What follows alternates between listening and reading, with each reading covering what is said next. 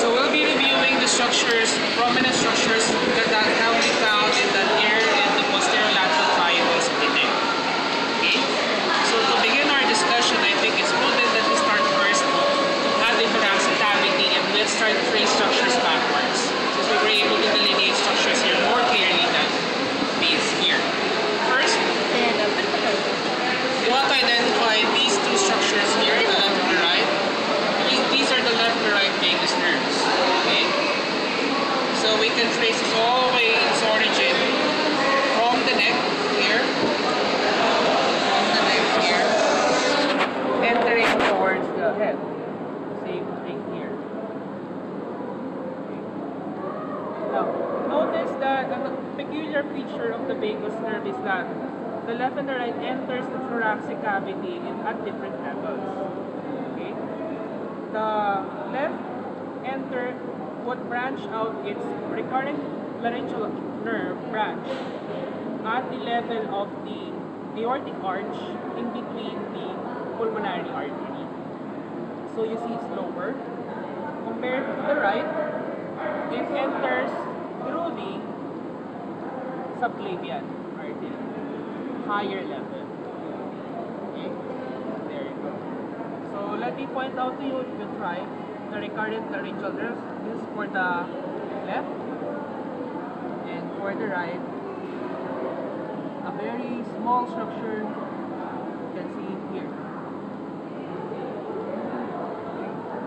It's the branch that goes back up, because the force of the vagus nerve would go down. These are the branches that goes up. Next, we try to follow the vessels that comes from the heart. Now, this would be the aorta, the aortic arch, and then its first branch going to the right, the brachiocephalic trunk. Right? The brachiocephalic trunk would subsequently divide into your common carotid, and there's a subclavian artery. Now, supposedly in the discussion of the neck, we should also have been able to identify a very important branch coming from the subclavian artery, namely the thyrocervical trunk. But in this specimen, it is absent. Same way in the other side. Suffice to say, what we have preserved in this specimen is the common carotid artery. Same thing at the left. This is the carotid artery here. Goes all the way up to the neck and to the head. Okay. Very big, thick branch of your artery. Now, what about vessels? Again, same practice. We start out from the superior vena cava, heart, divides into two. The structures just mirror your artery. But instead of using carotid, we'll be using the name jugular. So this will be the jugular artery, jugular vein, sorry. Left and the right. Now, the jugular vein will divide into the internal and external. Okay. So in this case,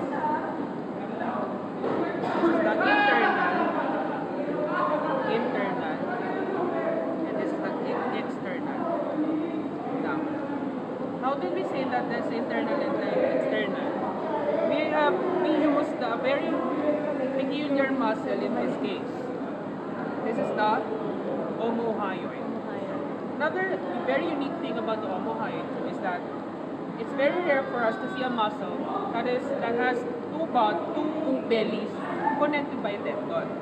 So in this case, we have a superior belly, then immediately we see a tendon, and then the inferior belly. So it looks like a barbell or a dumbbell. So that's the omohyoid for you.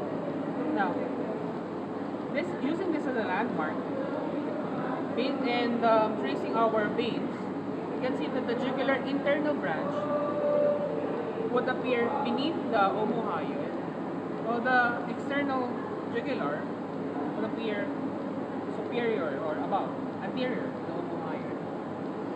Okay, so that's the main dividing muscle. Okay. Now, using this as our guide, can pinpoint the hyoid somewhere in this area. Okay, here. There are several muscles also connected to your hyoid bone. Aside from the omohyoid, we also have is Sternohyoid. sternohyoid. A strong strap-like muscle. Okay, strap muscles. Okay. We also have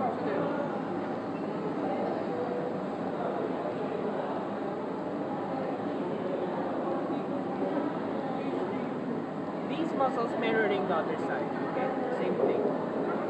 Sternohyoid.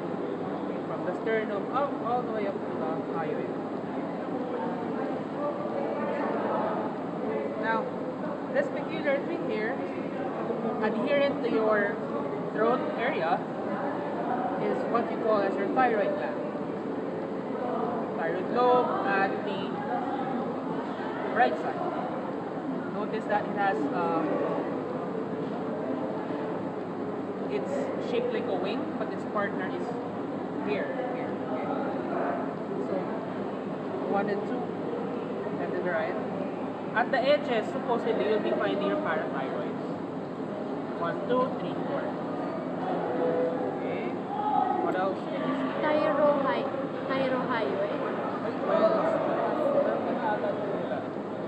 There's also strap muscle, the thyrohyoid, and then the sternothyroid. That's another unique muscle because it has also tendon at the middle, a dividing line. But I doubt it's preserved in the specimen. Supposedly, the middle part of that muscle will adhere to the thyroid area, to the thyroid card. Okay, again, this is your carotid artery.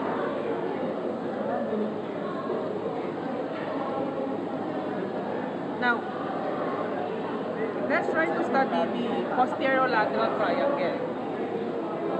The posterolateral triangle is bounded by these following structures. Your sternocleidomastoid, a muscle that can be traced from the sternum all the way to the mastoid process of the skull. You have the clavicle, the bottom, forming the bottom boundary. And then you have your trapezius, forming the posterior boundary of the triangle.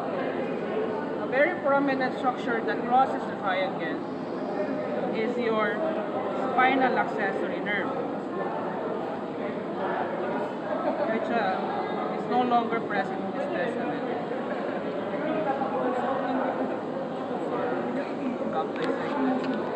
But if you look in the other cadavers, you see it really crossing the triangle. Okay. Now, what forms the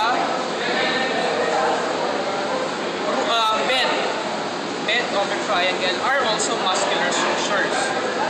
So moving from anterior to posterior, let's name them. We have your sternocleidomastoid.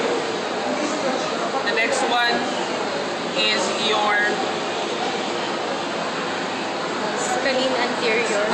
Anterior splenus muscle, splenus anterior.